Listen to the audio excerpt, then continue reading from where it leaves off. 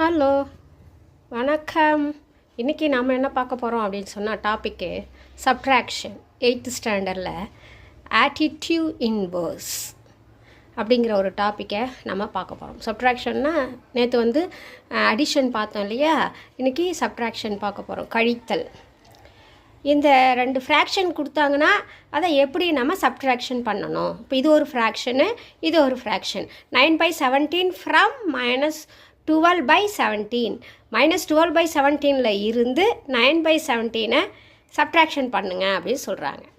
இப்போ now -12/17 அது எப்படி இப்படி இருக்கிற ஒரு சம்மை முதல்ல நம்ம சம்மாக எடுத்து எழுதணும். நாம் இது இருக்கிறது அப்படியே எடுத்து எழுதுங்க. ஏன்னா இதை 9/17 போடக்கூடாது. ஃப்ரம் -12/17 அப்பாங்க இதிலேருந்து இதை தான் கழிக்க சொல்கிறாங்க. புரியுதுங்களா? அப்போ இந்த நம்பரை ஃபஸ்ட் எடுத்து எழுதுங்க. -12/17 ஏன் இந்த மைனஸ் எதுக்கு வந்துச்சு? சப்ட்ராக்ஷன். கொஸ்டினில் சப்ட்ராக்ஷன் இருக்குது பாருங்கள், அதெல்லாம் நீங்கள் பார்க்கணும். அப்போ இங்கே அவன் மைனஸே கொடுக்கல, இப்போ என்னடா போடுறது அப்படின்னு நீங்கள் முழிக்கக்கூடாது. அதுக்கு பதிலாக எங்கள் சப்ட்ராக்ஷன் அவங்க ஹெட்டிங் கொடுத்துருக்காங்க. அப்போ நம்ம என்ன சிம்பிள்? மைனஸ் சிம்பிள் போடணும் இங்கே. அதுக்கு அடுத்தது என்னது? இந்த ஃப்ராக்ஷன் எடுத்து நெக்ஸ்ட் ஃப்ராக்ஷன் எடுத்து எழுதுங்க. 9/17 ஈக்குவல் இங்கே பாருங்கள் -12/17. இங்கே என்னங்க இங்கே மைனஸ் இங்கே ப்ளஸ் எப்படி வந்துச்சு? இதுதான் ஆட்டிடியூட் இன்வர்ஸ். இதுதான் என்னது? Attitude inverse.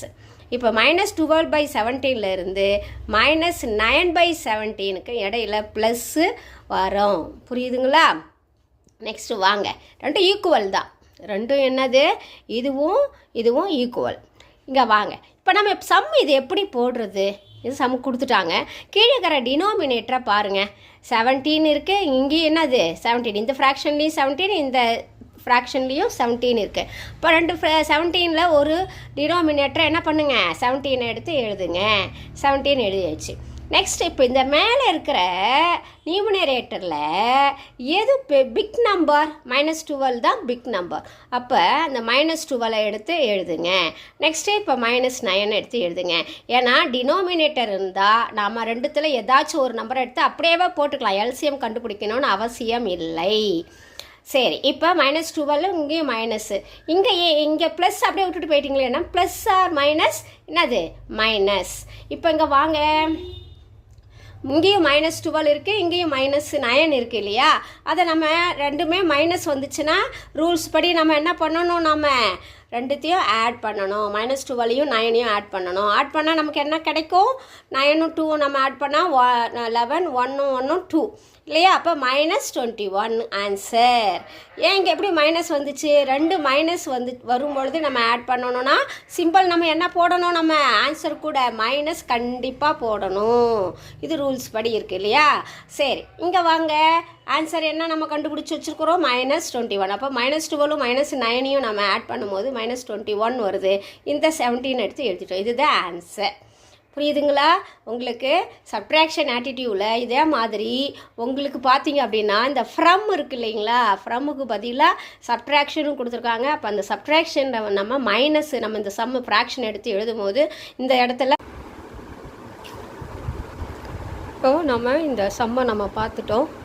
இந்த எக்ஸாம்பிள் இந்த ஆட்டிடியூட் இன்வர்ஸ் என்ன அப்படின்னா 4/3 அப்படி ஒரு ஃப்ராக்ஷன் உங்களுக்கு கொடுக்குறாங்க அப்படின்னா அதனுடைய ஆட்டிடியூட் இன்வர்ஸ் என்னது? -4/3 தான் ஆன்சர். ஓகேவா? இதெல்லாம் உங்களுக்கு எக்ஸாம்பிளில் 1 மார்க் கொஸ்டின்ஸில் கேட்பாங்க.